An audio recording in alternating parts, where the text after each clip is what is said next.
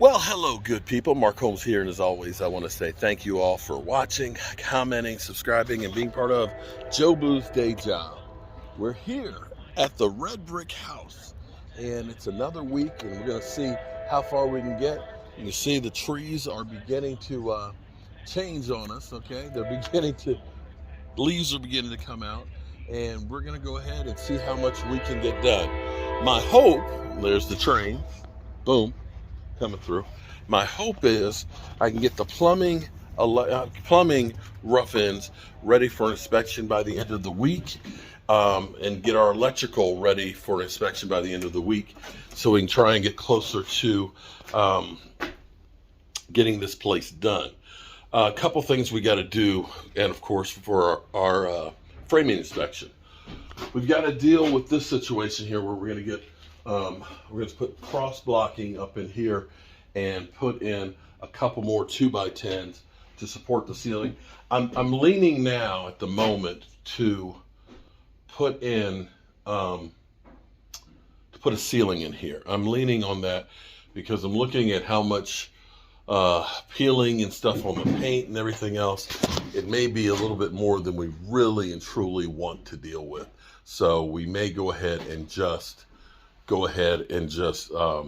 put drywall ceiling or wood in here. So we're going to deal with this.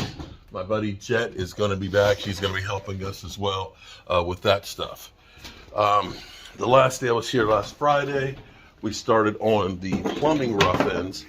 We've got the waste lines all tied in here for the upstairs bathroom. I'll go through and start drilling my holes through the floor for the plumbing that goes up underneath the house. So I'll make those connections with my main stack, and we're going to have to clean out this room in here because we're also going to need to get in, we're going to have a washer and dryer that's going to go into this space as well. So we're going to need to get that stuff situated in there for the washer and dryer hookup. We'll need to actually use some of this wood, but we'll need to move all this stuff out of the way so that way we can get our drain and waste lines and stuff in for the kitchen as well.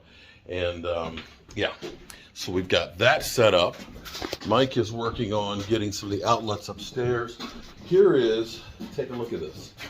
This is our piece, our butcher block piece, our sample one we made actually out of 2x4s. I want to actually, I need to get it out of my workshop because I don't have that much space. But hold on here. Sorry. Everybody's always trying to sell you something. Okay, so we've got that to do, and I've got to do some frame up work up here in the bathroom so Mike can finish running the fans and the lights and stuff in the bathroom up here. And that way I can also get rid of these 2x8s that we have on the floor. Basically, we're just taking care of fixing the framing work that wasn't finished from before. I think this used to be the access for the ceiling, so we'll cut this off. We'll take out that centerpiece and we'll just run a 2x8 all the way across in there. The access was over here. Okay, well, maybe they had two access. Maybe they had two. I don't know. So we've got access. So we've got that, and he can finish that. Now another thing, we have two doorways here, and there was a reason why there were two doorways. It's because this used to be a hallway. It used to be you'd come up the stairs, there was a wall here and a wall here. And actually I don't know why there was another doorway there, because you could have gotten into that space here this way. Okay, well, be that as it may, what we're thinking about doing is getting rid of this door opening. We believe that this was actually a window opening originally. We believe this was a window like those over there, because when we look at the brick up here, you can see it was kind of slapped together.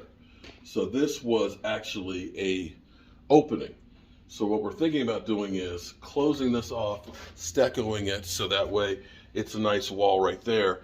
This side of it, making it like a little, like either built-in bookcase or some kind of a knick-knack area to make it more functional.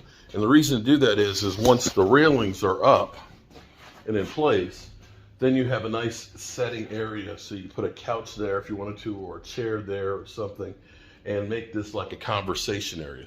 It may be that there's a chair there and maybe a couch right here, and we put like a potbelly stove or something in this area. So that way, you know, you can sit here, drink some coffee, have a conversation. And then this side would be the living room, so to speak, because it's more space that's over here to kind of work with. But we're still playing with those ideas in our head. So there's a lot of stuff to kind of figure out as we're going through. In the meantime, Mike's looking at me like, yo, let's get to work. Yeah, let's get to work. Okay, so we've been here for about 30 minutes now. We've already gone to work. We've put up these two rafters in here, cross-tied those in here. What Mike's going to do is we actually have a bathroom exhaust fan, light fixture / Bluetooth speaker. So it's a very thin reveal on it, which hopefully will just kind of disappear in the ceiling, but it will give us lighting here in the middle. It'll give us lighting here in the middle to illuminate the whole bathroom, and then we'll end up having a light fixture that'll be centered over the bathroom light here. So we'll have a light fixture here, we'll have the light fixture there, the fart fan that's in there, and then the shower that's going to go in here. So we can already see Mike is pulling everything in here for this stuff. And we cut those pieces out, and we'll go through and we'll get this extra debris out. And I'm going to go up under the house now and start working on the plumbing, because that's what I do. Okay, so I'm figuring out my plumbing stack that's got to go up underneath of there. I'll have my clean out, which will attach to the 4-inch line down at the bottom. I'll have this one, which will go to connect this toilet and this sink and vent out. I'll have this one, which will go to the kitchen sink, and this one that'll tie into the one that's up underneath of there. And I think I'm going to need to get one more Y. Good thing is I bought all kinds of fittings over here that are sky high right now. But the good news is I actually had quite a few different fittings and stuff that were here that I've had for years. So I'm actually fortunate that I can take a lot of those back and get a lot of my money back. If I only had, I need a 2-inch Y. The difference is this is fine in a vertical situation, but horizontal has to be a Y to allow more water to flow. I got tons of these, but unfortunately I don't have one that is just a single Y. I've got one that's a triple Y, which I very rarely ever use, but it is what it is.